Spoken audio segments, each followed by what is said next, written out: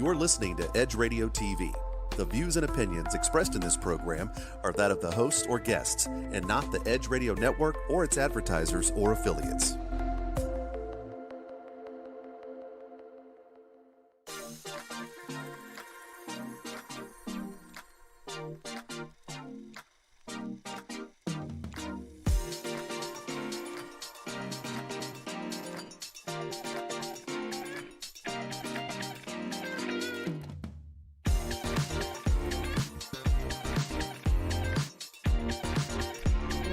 Welcome, my Edgy Entrepreneurs. Thank you so much for joining me today on Thursday, the 27th of May, the Edgy Entrepreneur Show. I'm your host, Jen Coleman-Ayers, and I will honestly say I'm a little out of sorts today. My guest is my beautiful and amazing daughter that I am just so proud of. I'm proud of both of y'all, but you get the spotlight at this moment. So we're just going to have a conversation with my daughter, Hadley Atkinson. So she just got off the stage. Honestly, I will start out here, how amazing she is and how badass I think she is. Got off the stage from giving her speech last night at the Cynthia Woods Mitchell Pavilion to her class, the first graduating class of Grand Oaks. Then went straight from there to the project graduation, which main event? Yes, it was from 11 p.m. to 5 a.m. So I picked her up at 5 a.m. And then you were nice enough to, do you really want to do this? Do you really want to go on the air with me today? Mom, I got this. So yeah, we went home and you showered and slept for an hour, got up and took care of your job because you're pet sitting for somebody. And then here we are. So you're running on an hour of sleep? I'm used to it by this point. I love that because that is what you said. Yes. Why are you used to this at this point? With speech and debate, normally we'll have rounds go to 2 a.m. And then after that, we have other rounds the next morning that we need to get up for at 5 a.m. So we'll run on maybe 3 hours of sleep if you don't have to wipe your makeup off and change into pajamas. Wow. Yeah, you've just, and these are just some of the stories that have come up. Let's visit that, just some of the stories on that have come up in your, like you said, so speech and debate. Mm-hmm. You were the president of speech and debate. So yes, me and my co-president, we were both elected, though some might call it a dictatorship. Well, it was you and Cole, so it kind of is a dictatorship. But yeah, y'all set pretty high standards. We did. I think we did. I mean, we were third internationally at 2 separate tournaments. And a lot of that comes from mentoring younger debaters and making sure that they know our style, but also working with debaters from other schools that are just learning the new World Schools debate style. Right.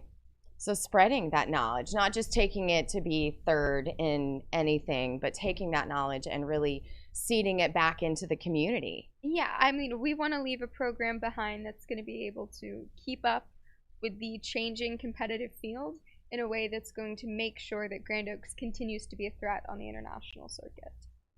So, thriving, growing field, what does that look like in debate lingo and debate world?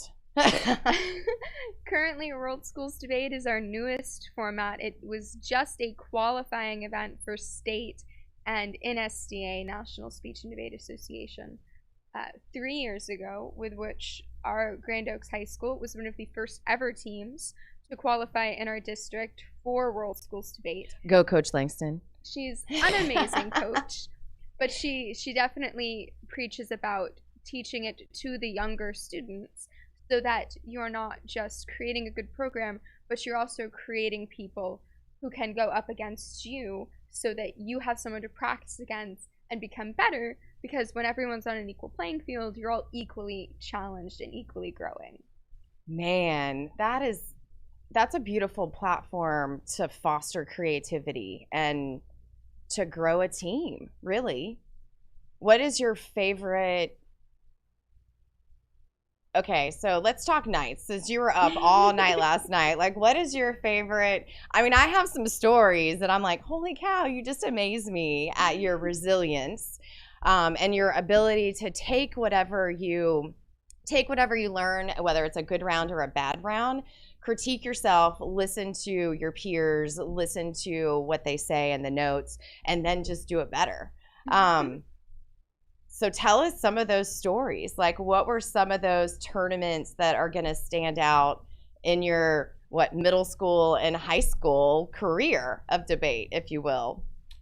I think my most important tournament that kind of like set the stage for everything I was going to do, both through junior high and in high school, and hopefully most definitely in college, would have to be my first ever debate tournament, which is actually what I wrote my college essay about. I know you haven't read it yet, but you can eventually. I haven't gotten to read this college essay. But it's all about my very first debate tournament. Which I have pictures of. I mean, the memories came up in that yes. awful brown suit. Oh, I loved it. You look so powerful. I had a silk shirt with red roses that ruched up in the armpits because sweating underneath a suede suit jacket with actual shoulder padding. Suede? That is like not suede. Polyester, baby, not suede. I don't know. That thing was way too hot and did not move in any normal way. You live and learn. It was the first that you were stepping out. And it was a terrible suit. But I still have it. And it is one of my favorite suits because the skirt's kind of flattering and brown is back in. But at that first ever tournament, I was doing congressional debate, which is a little bit different from what I do now. And it's basically a mock Congress session. So you've got a bunch of like 12 to 15-year-olds sitting in a room pretending like they understand what politics are, and then giving speeches about those politics and trying to persuade other teenagers who have no idea what they're doing that this is a better policy and we should be fighting for it. Which is really funny because I stepped in there and told an entire class, including my grandfather, that they should propose a bill that mandates the FDA to label GMO foods because someone might cross peanuts and grapes. Which is something that would definitely not happen, but I sounded really confident when I said it. I was sold on it, but also in that, I remember the argument, I was there. I remember that, and I remember talking it out with you. I mean, that's probably some of my favorite moments. You thought it was a great argument. Walking and talking. Yeah, I'm like, okay, so what you got? Like, really? That would happen? Can that happen? But I think that also fostered a want to learn for me as well. Because I'm like, okay, well, what's she talking about? GMO, and can that happen? And why would they need to label it? And what does that really mean? Yeah. Because I feel like I brought you into this world without any drugs in your body or my body, and I want to know. I want to make educated guesses, knowledge, and know as much as I can so that it's my decision. I can own it. I definitely think that if anyone needs a desire or motivation to do something, they ought to judge either middle school or high school debate, because my coach will tell you anytime, so will my grandfather, that there is nothing as motivating as seeing a group of the next generation talking about things that affect all of us in a way that makes you actually entertained and want to hear more about what's going on and what exactly it is. Right.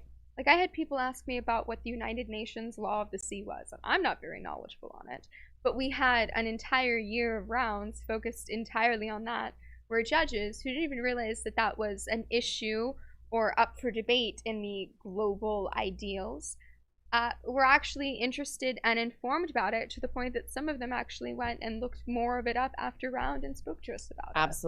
Absolutely. So we're going to take a short break, and we're going to hear from our sponsors, and then we will talk about more on that, about really it's about awareness and spreading that knowledge.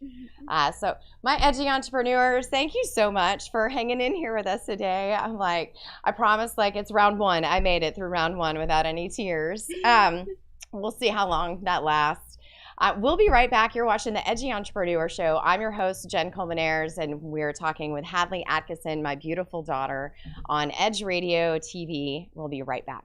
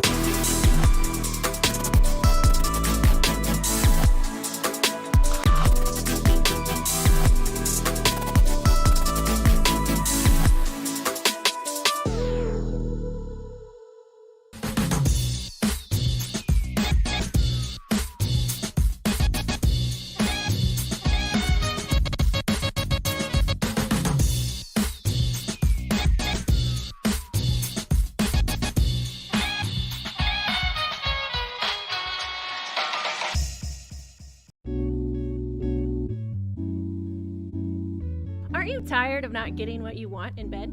Are you ready to spice things up behind those closed doors? Woo! We're here for you every hump day at 7 p.m. This is Sex on the Edge with Jen and Hen. I'm Jennifer Reeves. And I'm Hendrix Scott, and we are professional licensed sex therapists. So remember to watch us Wednesday at 7 p.m. on Edge Radio TV, just in time for sexy time.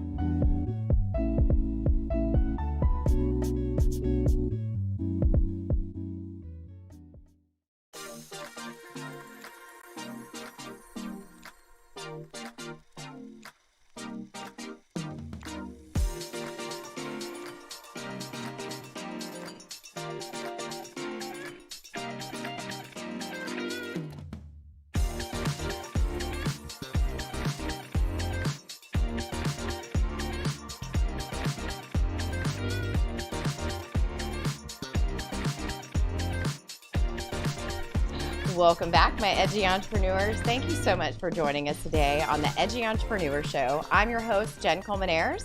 We are visiting today with my beautiful daughter, Hadley Elizabeth Atkinson. Before we left break, we were talking about your legacy and the legacy that you are leaving. So before that, I kind of want to hear about leading up to last night. Like, tell us your short version of leading up to last night. I mean, you had a vision. I truly believe when you started debate, like 7th grade, there was something in you that you were like, I'm doing this, I'm going to be great at it. And the more you learned, like the more you dug in, and you told Mom, Mimi, that you were going to give the speech at graduation. And y'all, circumstances are crazy how it all works out and manifested for real. But just kind of give us a recap of what your debate career has looked like and leading up to last night. As long as you promise not to cry. I promise. No, hold on. Let me grab my Kleenex. Okay, no, I promise not to cry. So I started in 7th grade and then went straight through to senior year. And I started by doing literally every format of debate that we offered. I don't think there's a single one that I haven't tried yet, even if it's just in the classroom. And I think the point there... What I was interested too is that includes not just like debate speaking, but improv and like really being emotional and like interacting on a one-on-one basis with your peers. Speech and debate covers a lot more than just sitting down and arguing with your peers in front of a judge. I mean, there's dramatic interpretation where you're actually like telling a story. There was a beautiful one written by Christy Thomas, which I actually had the honor to perform. She's an amazing lady. And it was about a woman who had lost her husband in a war and was about to lose her daughter because she didn't have I think it was a liver, and she really wanted to donate her own liver, but to do that, of course, medically assisted suicide. So it's an incredibly dramatic piece, but it resonates so much with different judges, especially parent judges, and other people who have had kids or have gone through the same thing of losing a parent or losing a child or losing a loved one. And it's that kind of atmosphere that you see all over debate tournaments, but especially all over a high school that has an active debate team. Because everywhere I've been so far, and that's 3 different schools competing on 3 very different debate teams. Yes. Is the fact that none of these teams are the same. Because every single one of them was made up of a different ratio of speech kids and a different ratio of debate kids. And they're all willing to share what they know and create like an actual culture.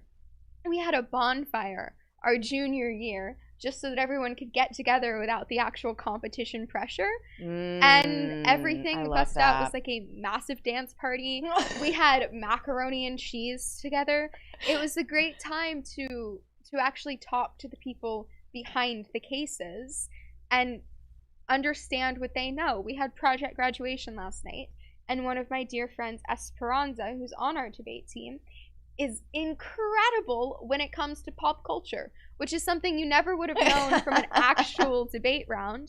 But the way she can flow in different R&B singers, the way she can remember just any movie straight from a single line or a single clip played, she's got such a wealth of knowledge that's all based on her interest and who she is as a person, even though we compete in the exact same style of debate. we're not the exact same people because Right. we both have different interests. And that's, I kind of want to jeer off there a little bit. And that's what I love about kind of the culture that you've created and where we're headed. And to be a mom of 2 daughters, you know, I'm like, I was a mean girl, and I know mean girls. I mean, really, honestly, yeah, and it hurts. I mean, and that part is really painful, to not be included and to not be understood, and to feel that you're so different and isolated, or that you're supposed to fit into this box that's the social norm.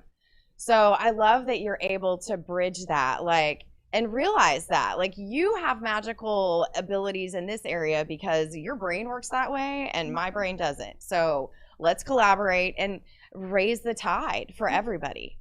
It's been really wonderful working with my co-president for speech and debate, but not just speech and debate. I mean, we work well on our own teams together. But it's interesting to see his point of view, because he comes from sort of a different background, and he does a lot of speech, and he is possibly the funniest person you will ever meet. He's got such a massive Well, like, personality. Mimi has a crush on him, so I think everyone who meets him does.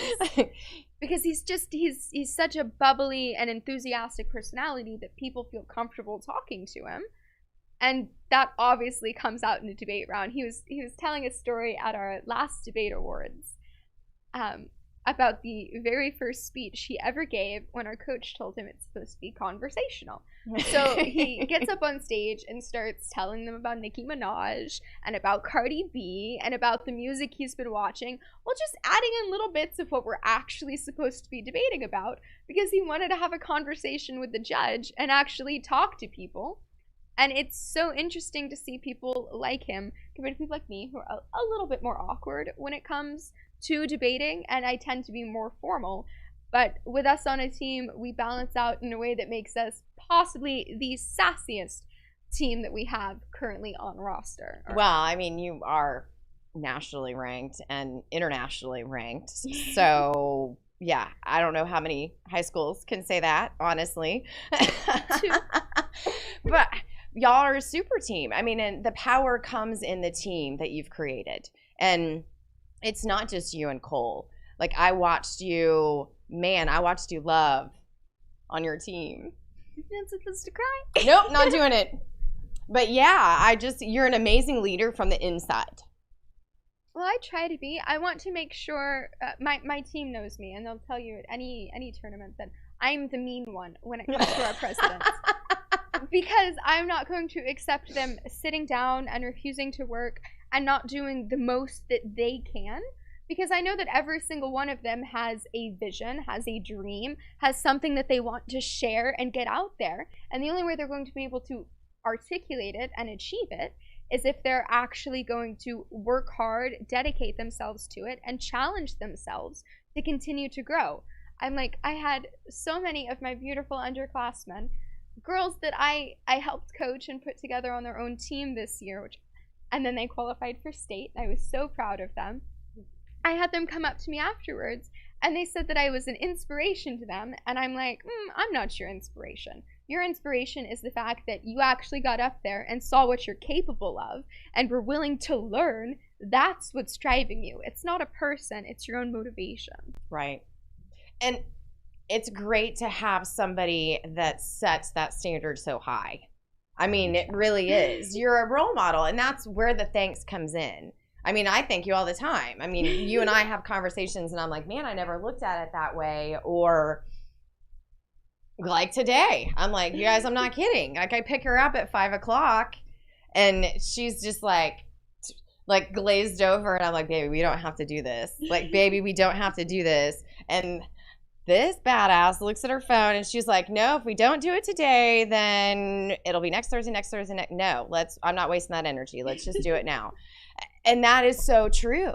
I mean, just do it. Like, we're going to, 3 hours of today and 3 hours of your life right now is going to save you so much energy on you and I trying to, it's going to Exactly. save us 3 hours of trying to connect again down the road, is it not? It is. I mean, it's just constant. There's so many things to juggle. I mean, I thought graduating would free up my schedule, but now it looks like it's busier. Welcome to life. No, there you're kind of in a box and it's set out for you. Now you've got to figure out how to take all of that time and manage it on your own, still with all the things that you want to do.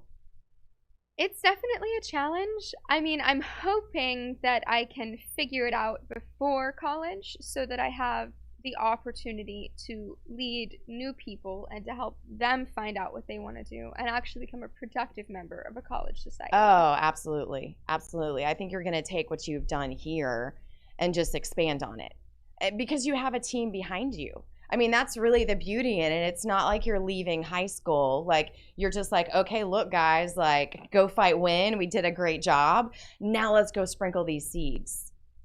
Is that kind of how y'all see it? I mean, I definitely want to see them go to all different coasts, all different countries, and encourage other people to do what we've been able to do. And everyone I know on our team is hoping to be involved either in politics or in humanitarian, or they want to be involved in education. And it's something that I think really shines through with Speech and Debaters is the fact that each of those individuals are willing to go out and do something with the world. Right. It is. It's just a beautiful, like you said, if you question where this world is going, I challenge you to go and judge a high school debate. One, y'all are always needing judges. like Audrey Langston will happily raise her hand, I'm sure, somewhere in this post and say, yes, yes, please, please. Really, one, I know as a parent, it educates me on what our systems are really doing out there. Yeah, it's just beautiful. So, and then you see these children that you hear little snippets of on the news and you're like, what? Like they are articulating this. They understand this. They grasp the knowledge. Like, come on, give them a break. So on that note, we'll be right back after this commercial break from our sponsors. You're watching the Edgy Entrepreneur Show. I'm your host, Jen Coleman-Ayers, and my beautiful daughter, Hadley Atkinson. We'll be right back.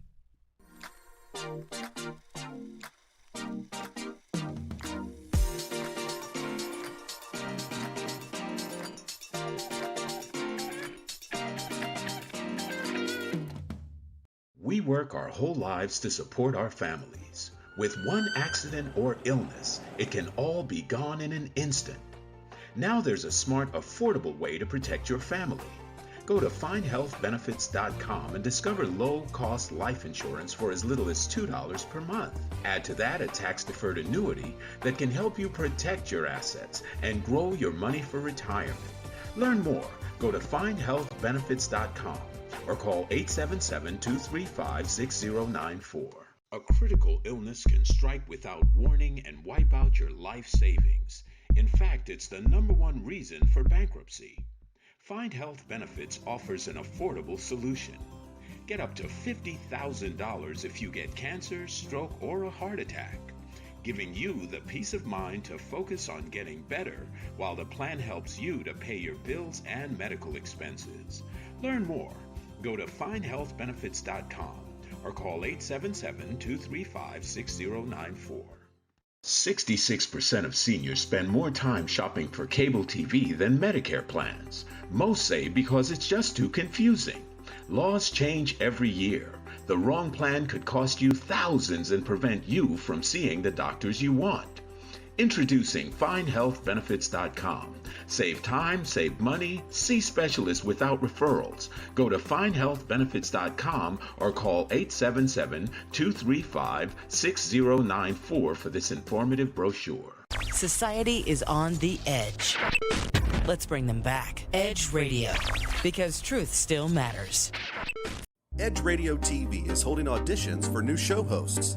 Are you a subject matter expert, professional, influencer, book author, thought leader, or business owner with an educational or motivational platform? Then we want to meet you. Send a link of some of your work to edgeradio20@gmail.com and be sure to put audition in the subject line. Join the Edge Radio TV family. Edge TV, because truth still matters.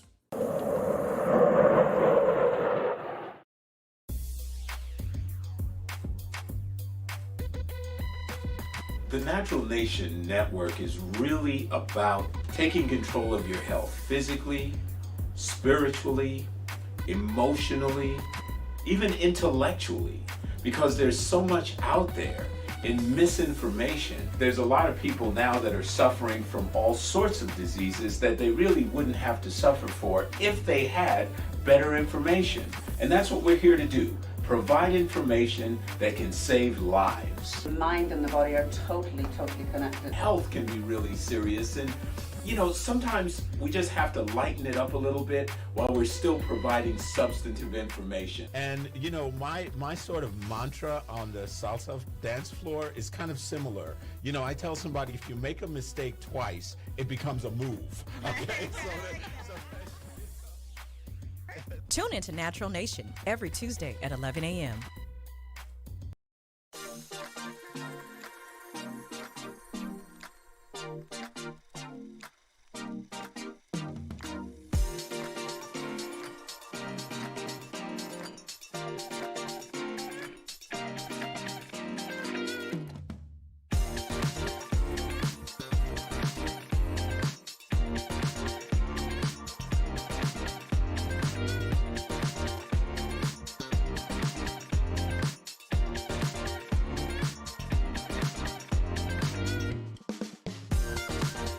Welcome back, my edgy entrepreneurs. Thank you so much for joining us today on the Edge Radio TV show. And we are chatting with my beautiful daughter, Hadley Atkinson.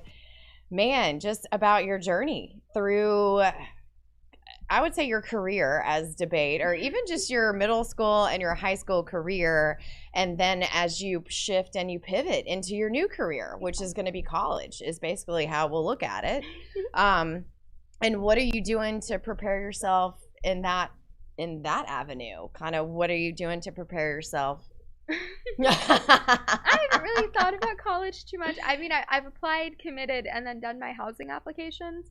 But so far, it's become a little bit of a challenge to turn debate off and try to focus on the social aspect of school. Right. So I've only successfully spoken to one girl, but she seems really cool. I mean, she's into archaeology. She wants to do an archaeology major, but she's focused less on the actual digging up of artifacts and more on who legally owns these artifacts. So kind of right up your alley as far as that goes. And she was interesting. It was really neat to talk to someone who doesn't have a debate background, who isn't on the political side of things, but who had motivation and determination to do something. She sent me massive paragraphs, and she seemed so excited about what she wants to do. And so we're talking about it, and she goes, I just think it's terrible that these people are they're being dug up, artifacts, culturally significant artifacts, to their entirety of the people who live there and the people who practice those religions. Mm-hmm. And they're just being displayed in museums to never be touched again. Like that one Sherlock episode that starts at the beginning, where they have a lady come in and actually use the teapots, Mm-hmm. because those teapots need to be used in order to not break. Yes, they were do. built to be used. Right. And storing them in a museum takes them out of that setting and makes them almost completely useless and worthless. Just put it up on a shelf and don't ever look. It's hoarding. Exactly. It's hoarding, but it's in a fancy case now. But it was so interesting because I personally never really thought about it the way she had. But she really wants to go into the legal field of archaeology, which I didn't really think was a thing. No. Which is interesting that you wouldn't think it's a theme, because maritime law is so, and UN is so passionate in your world. So I guess I just don't associate the ocean with artifacts for some reason. I feel in my mind they're two separate just water. things. You're it's just water. It's just water. It's just that's water. Dirt. They're two different things. That's funny. But she was so incredibly passionate about it. And when I told her I want to go into international affairs, she was like, oh, so we're going to be doing the same things. And I'm like, we are kind of doing the same things. She goes, yeah, you're just dealing with the living people. At least mine are dead already. And I'm like, yeah, I guess that's fair. I mean, my problems evolve and yours are pretty straightforward, but people seem to have controversial opinions on them. Right. So it's pretty interesting. It's just beautiful that you're already able to connect with people, because I'm so excited too. You have this world view. I really think that gives you an edge, if you will. But that does give you an edge out there to be able to talk and to grasp and to find that common little spark that you have with somebody. I mean, I really, really want to join a bunch of different clubs. I think that's the biggest thing I've prepared for college so far. Right. You have done a lot of research on fencing and yes. And their ballroom dancing club. Oh. And their greenhouse club and their farmers markets and their MUN and moot de court. So you basically moved in. You're just waiting for your dorm to open up so that we can get you there. I mean, I've already emailed all of the clubs. I'm like, hi, who's your leadership for next year? Oh, okay, hold on. Because how did you open your debate speech the other night? Hi, I'm Hadley Askson, president of the National Speech and Debate Association, National French Honor Society and Club, and National Honor Society president. And we all know I'm long-winded, so I'll try to keep this in time. But you also said a part of you are perpetually like to be in charge. I do like to be in charge. That is why you are president of all of. I'm like, you're leaving the best part out. Come on. I was trying to pick on you. I join clubs so that I can be in charge because I feel like it gives me a purpose. You know, like I'm in charge of people. They have to listen to me, which means they have to do what I say. And the vast majority of the time, that saying is telling them to do something. Like in French National Honor Society, in order to actually qualify for honor corps this year, we had to do at least one service with that because we were established late in the year. And we decided to teach the little grizzlies at school, all the 5 and 6 year old kids of the teachers, how to count to 10 in French and do their alphabet. And it was neat because even us French 4 kids don't really know how to count to 10 or say the alphabet in French. So we had like looked it up online and we were so excited. We're like, oh, we know how to do this now. And then we went down there and we actually taught young kids who have no, like hardly any grasp of the English language, much less a foreign language. And it was really nice to see, A, how people in my class blossomed when they were given the opportunity to educate and teach someone else, but also how those young kids can just take to brand new languages, can pronounce sounds better than people who've been practicing them for 4 years because they haven't been bogged down. They're like open books ready to be written in, and they have so many pages left to learn from that it is so interesting to be able to make a mark on those pages and help direct them. You better keep talking because I'm gonna, yeah. I'm like, yeah, because I'm trying not to cry on that one because that's so true. I mean, that's what we're all here for. I mean, that really is what we're all here for. And I really think that this next generation, I'm not going to quote my principal, but he did say that looking out on the crowd that he feels secure. And when people laugh or cry about the future, he's secure in knowing that at least there is a class of graduates that are determined and were able to take a school that didn't have any traditions or culture, that didn't have any upperclassmen, that didn't have anyone to teach them, and to actually create massive traditions. We went and cleaned up the nature preserve near us. We hiked for 4 hours with trash bags and gloves and cleaned it up. And it was so nice to see tons of different people because, sure, we were there to get our service hours. Right. But you made it fun, too. Decided to join us. And it was lovely to see a grandfather on bikes with his 2 kids pick up our garbage bags. We're like, oh, we'll take these and we'll go do it ourselves. And it's traditions like those that I think we've really had a big hand in building because we're so determined to see a change. Well, and here's too, I love the fact that you said you didn't have any upperclassmen. And I think that's a powerful, not to be overlooked. Like that's a powerful point is you didn't have those preconceived notions and you weren't indoctrinated into what that already was. Like you got to create this. So tell us just a little bit about what you've created because I mean, we started at Oak Ridge where we did have upperclassmen. Right. So we had, like, we saw how a school could be. It could be oppressive. It could be bullying freshmen and sophomores. It could be having a very functional NHS. It could be having massive year-end traditions. It could do all of those things, but it also has very negative sides. Like you feel like you're never seen. Everything goes to the upperclassmen. theater, plays, speech and debate, all of those honors go to people who are older than you and therefore more deserving. When we moved to Grand Oaks, I like the more deserving. Because it's true. It's another society thing that we've been put on, that just because we're older, we're smarter. Yeah. It out in the real world too. But there's definitely a shift. Like the song by Bowling for Soup, High School Never Ends. It doesn't. No, it doesn't. But it was. You just learn how to navigate the halls. Hopefully. But yeah, it was really nice to be able to create our own traditions. And actually, like, for Thanksgiving, we took chalk and invited every single student club down to write what they were thankful for, so that everyone, when they came in the last day before Thanksgiving break, would be able to see that and have something to be grateful for, and to, even if they were having a bad day, see how many people were grateful for their clubs or their teachers or maybe even them.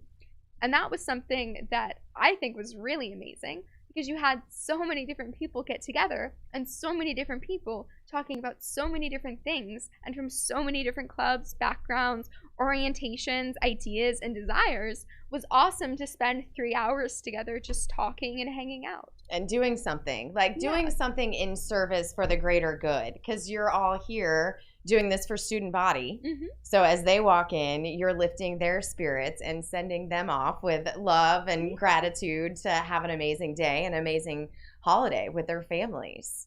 Really That's fun. Beautiful. Tell us about your senior project. And I bring this up for multiple reasons, so I will let you actually, hold on, let's do this. So let's take a short break, and after this quick break from our sponsors, we will come back and we will talk about your senior project and just kind of the culmination and what that looks like, and where you want, I guess, the message that you want to leave really for people out there. I mean, this has just been, I could cry all day. I probably will cry when I go back and watch this multiple times, because you're amazing. My daughter's a badass, and we'll be right back with you after this short break. You're watching the Edgy Entrepreneur Show on Edge Radio TV. I'm Jen Coleman-Ayers, and this is my beautiful daughter, Hadley Atkinson. We'll be right back.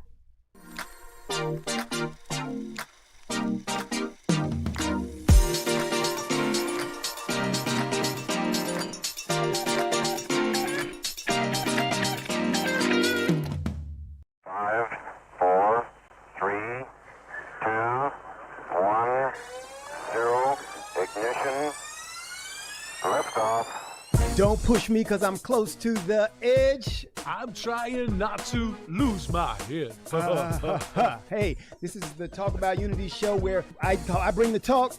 And I bring the unity. And together we talk about unity. Unity is what matters. Come on. And right now in our country, that's what we've got to do. So we do that here at Talk About Unity on the Edge Radio Network. Be with us every week. It's going to be awesome. It always is. And I tell you what, the more we seek first to understand, then be understood, we make progress.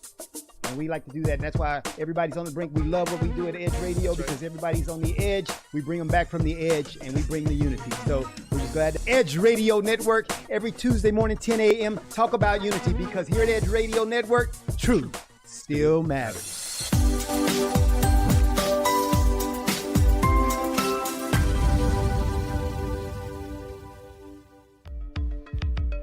Are you a small business owner concerned about the downturn in the economy? Top business leaders like Mattress Mac and Warren Buffett will tell you that now is the time to promote your business more than ever. People need your services. Your business needs an edge. Learn about special advertising packages for small businesses right here on Edge Radio.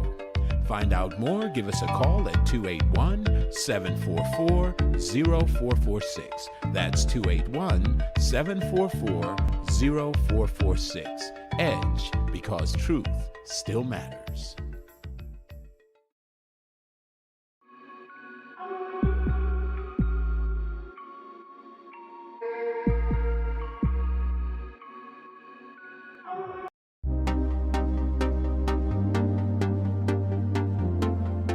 Hey y'all, I'm Robin B. And I'm Dr. Kiva. And we just want to know how you living? Join us every Monday at noon Central Standard Time here on Edge Radio TV. Take care. When people stop talking to each other, society is on the edge. Let's bring them back. Edge Radio, because truth still matters.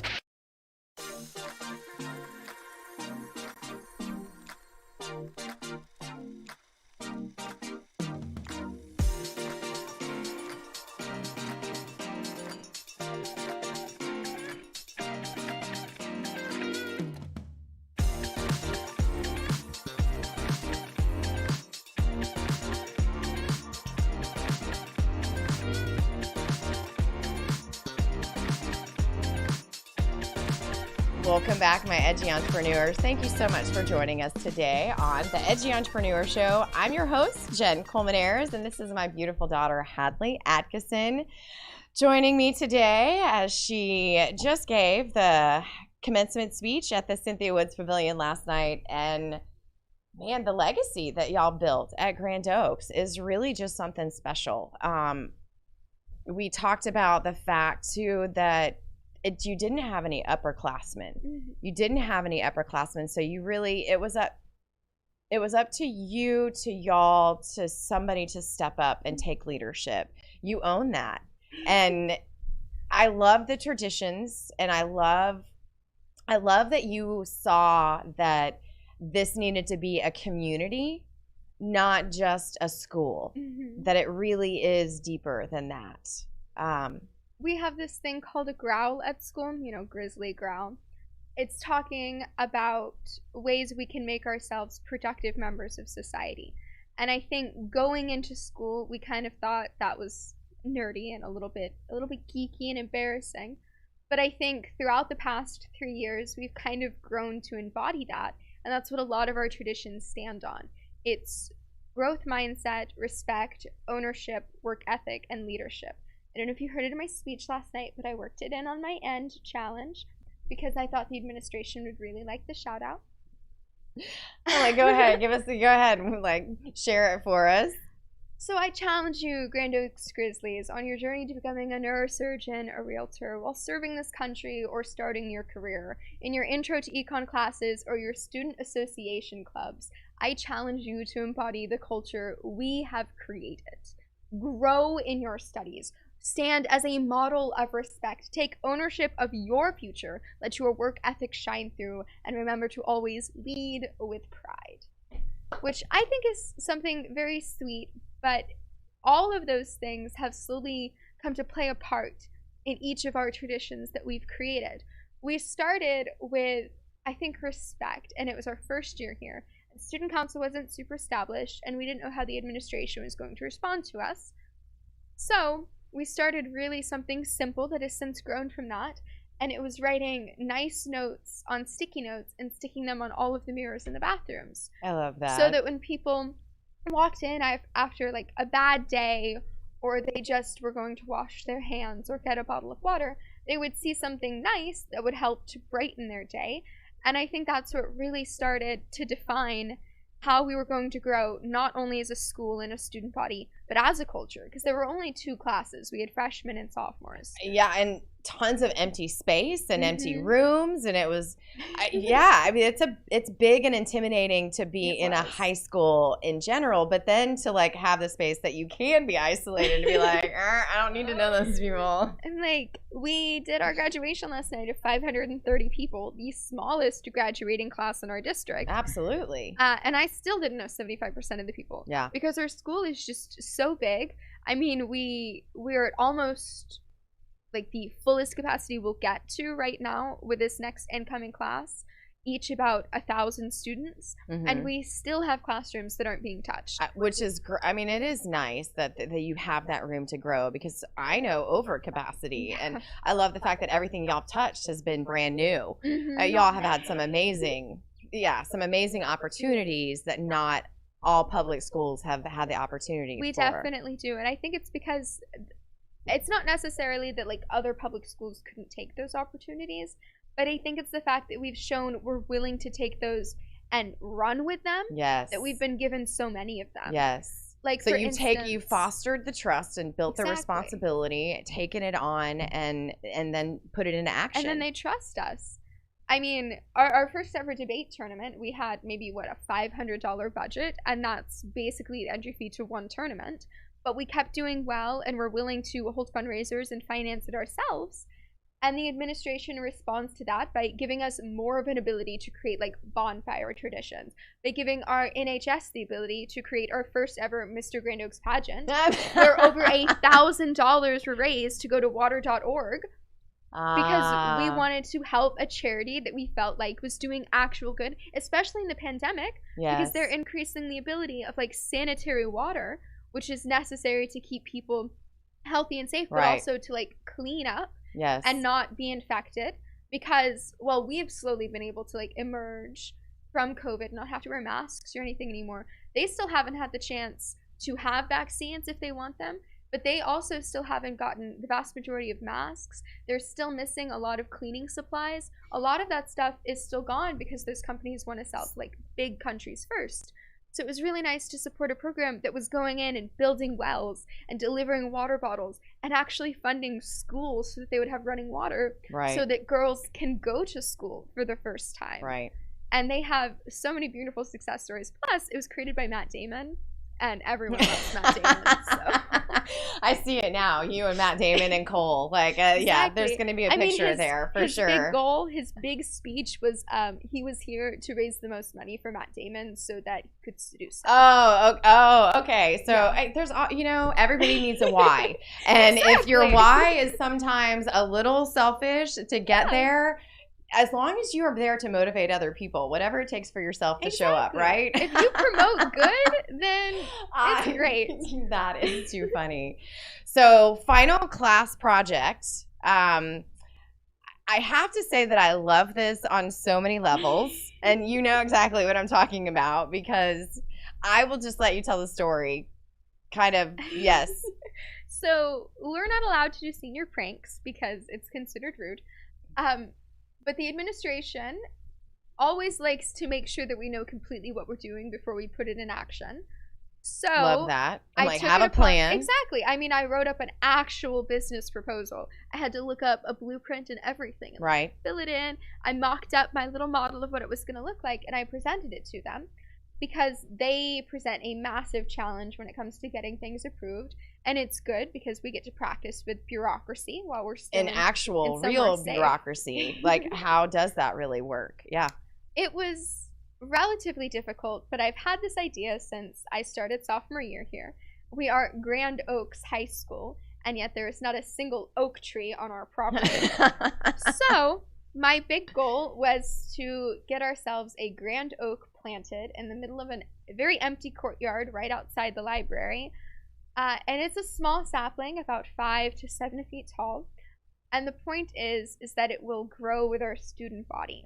So as we have more classes come in, more people carve their name into the tree, more people leaving plaques to say that they were here. I don't know about you. I mean, these are high school kids. I know. I'm like, that's so sweet though that you envision that this beautiful tree is going to get I think it's 40 to 60 feet tall. It grows in a massive girth, and it's going to create this beautiful place where other classes, like our sophomore class after us, can sponsor benches, can sponsor parks, can sponsor flowers and things, so that it really does become a community spot that people can come to and enjoy being at, so that school doesn't feel so much like a chore, but instead like the opportunity to hang out with people, learn about them, and grow much like a tree does. I wrote in my... It's when you know somebody's roots. You can reach for the stars. Took the words right out of my mouth. No. But I really... It was a bit of a challenge, but the student body stepped up. We fundraised it ourselves within 24 hours. I was incredibly impressed. Not a super expensive tree, but to get high schoolers to donate to things is a little bit of a follow difficulty. Through on that action. Yes. But it was less than 27 cents per student, and we managed to fund all of that, plus some to go back into senior scholarships for next year. Oh, that's awesome. Which I was super excited about. So now we are See, working when you on when you planting our show tree. up big, your expectations grow And exponentially. I'm so excited to see this beautiful tree from the class of 2021, the first class, the one who Yes. planted our roots here, put roots into the soil and grow as the school does and grow as the community does. That's something I'm really looking forward to because in 10 years, it'll be a big tree. It will. Because it grows like a rate of 2 feet per year, so it'll be a massive tree by then. So when you go back for your class reunion, you can take a picture in front of our Aww. So as beautiful as that story is,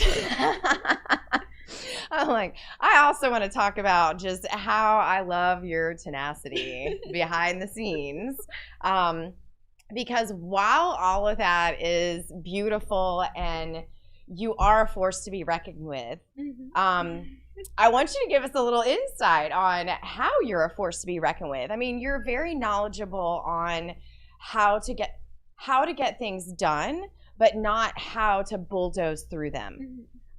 So I admire it. Tell me your navigation there on that one, I guess. So I really liked this idea, and I ran it by my debate coach, and she thought it was wonderful, but she's not on the greatest side of the administration, so I have to actually go through. So you them knew to get that you were things heading approved. into this challenge. You knew the adversity was the administration. Well, they wouldn't approve anything for student council that wanted to do the same things. So I understood going in that a lot of the time they want to make sure things are safe and that there's nothing that's going to put kids in danger, that would keep us like on school grounds, that would potentially put us like in the face of traffic. That's why we don't go outside for lunch.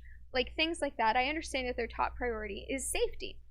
So a lot of what I had to do research-wise was making sure that A, the costs were covered, but B, it would be safe and sustainable and placed in a way that would continue to keep people safe.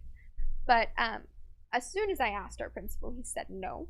Right off the bat, I was like, how do you think about a tree? And he goes, we'll talk about it and get you some other ideas. I like the gentle redirect and get you some other ideas. I mean, it wasn't have you rude. met Hadley? I'm sorry. Yes, okay. As I don't get redirected. Instead, I went to every single one of our assistant principals and counselors and other lead assistants at the school and spoke to them about my tree and showed them the proposal and got their support, so that when they went into their faculty meeting 2 days after I turned in my official proposal, everyone except for the principal was already on my side. Which was really wonderful because they were very excited too. Yes. They really liked to see people creating traditions and taking the reins in a project and making sure that it's funded, it's sought out, it's mostly donated, it's something the student body wants, but it's also something that will strengthen the school and make them look good too. Right. And I love your diplomacy on that. I mean, I think that's what I admire and appreciate about that is how diplomatic you work that. Like, you know the adversity. You didn't bull in the china shop and be like, I've got this paid for and here's this and I'm gonna do it. Like, let's protest and wrangle the student body and like everybody, let's make banners and flyers and like let's make a big issue of it. You handled it with coof and with class. I mean, that's all I can say. It was very classy. It was very well done. It was for the greater good of all. I mean, I think I only had to make one flyer out of the whole thing. That's so amazing. Because the student body was so willing, and once the administration realized that it was something we actually all wanted and that it was something that could be really great for people, they were so ready to get on board with the project. So we're going to wrap this up here. This has been so amazing. You and I could talk forever, and I love to pick your brain, and I'm so blessed that you, didn't sleep and that you are just the badass that you are and said, no, Mom, let's do this. You have so much to share with the world, and it just comes from your heart. So what do you want to leave? Like, what do you want to say? I just want to make sure that anyone, regardless of whether or not you have your own business, whether or not you want to start your own business, whether you're watching this because you think my mom's hilarious, which are all incredibly valid reasons, I just want people to know that it doesn't matter if you're a high school student or a woman who's reached her prime. All of us have something to give and something to share, and a vision that we have the ability to create, and that only we have the ability to create. And I just want to make sure that people don't squander the opportunity they've been given, because taking what we have and running with it is what's gotten us this far. Taking what you have and doing it for the greater good.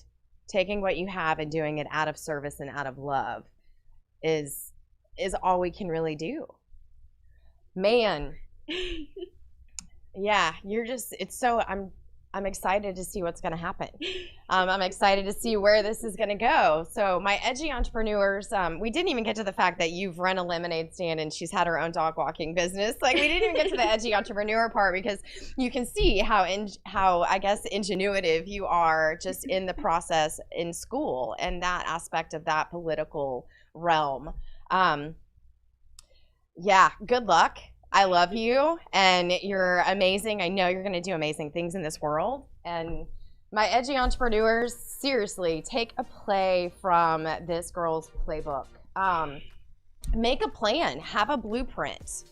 Know where you're going. Like, get yourself solid. Plant the roots in that project. Like, really understand your purpose before you dig in to share that, because then it is able to blossom and grow and, man, bear fruit into this world.